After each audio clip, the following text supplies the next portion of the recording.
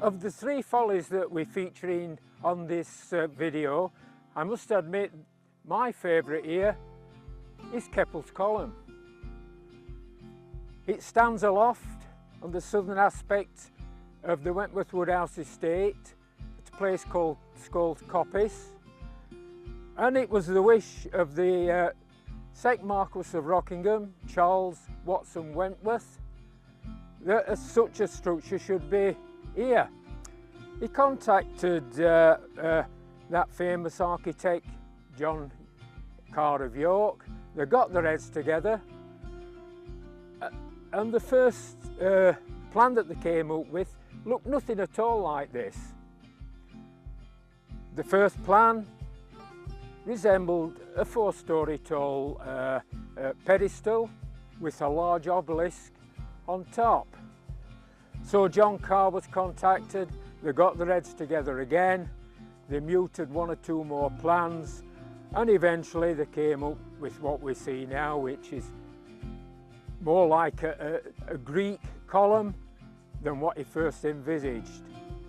John Carr calculated that from where the column was when work ceased, it would have to be raised a further 40 feet to create what we can see now with this bulge or entese, and they carried on. That 40 foot was fastly getting closer and closer when the 2nd Marquess of Rockingham found another reason for having it built, because in 1778 his close friend and political ally Admiral Augustus Keppel was court-martialed. This was at the Battle of Ushant. Now it was a political thing. Wentworth Woodhouse was a Whig, Admiral Keppel was a Whig, and Admiral Keppel's Vice Admiral, Sir Hugh Palliser, was a Tory.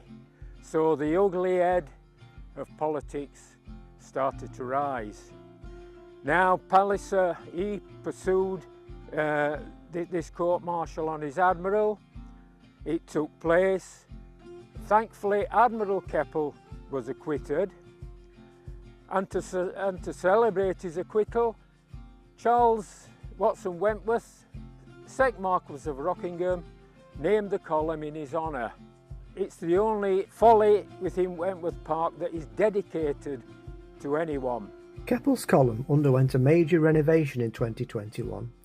The girdle which held the structure together was removed, and the stonework had the necessary refurbishment. The public can now access the spiral staircase to the top platform. Here we are now at the Needle's Eye.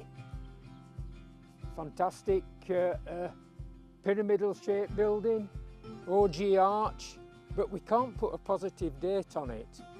The Earl of Malton, who became the 1st Marquess of Rockingham, his building accounts between 1722 and 1730 mention an obelisk in Lee Wood. Well, here we are in what's left of Lee Wood, and here is the obelisk. Although it's pyramidal shaped, obelisks and pyramids were classed as the same.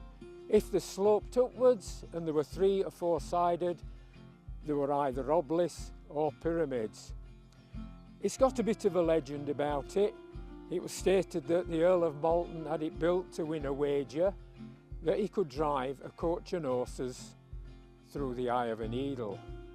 We don't know who the architect was, but whoever it was, he created this eye of a needle. The Marquess allegedly drove his carriage through it, and he won his wager.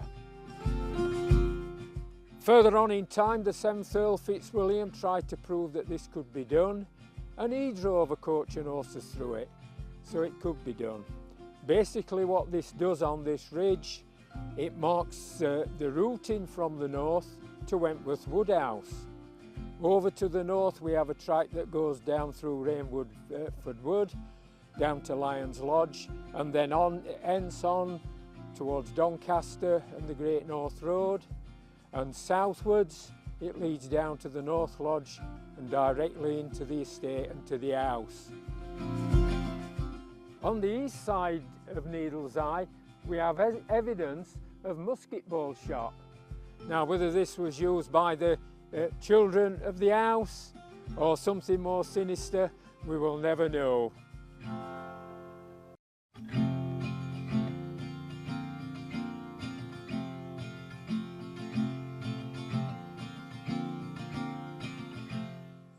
Here we are at Hoober Stand. Hoober Stand was built by the Earl of Malton around about 1746. The Earl of Malton that year became the first Marquess of Rockingham, and I believe it was through his espousal of George II. It commemorates the Battle of Culloden in 1745 when the Jacobite rebellion was quelled. Bonnie Prince Charlie came down as far as Derby, and I think it must have been a double celebration, because if he had chose to come down the east of the country, he would have finished up in Sheffield and perhaps even Wentworth. The column is 98 foot high. The architect was Henry Flitcroft, and paying for it was quite unique. He didn't give a price for the column. He dug a foundation of 6 foot 6 deep, and when the column got to 8 foot above ground, he worked out the cost and estimated that for every 20 foot higher it would be such and such, and in the end it cost £3,000. His calculations were spot on.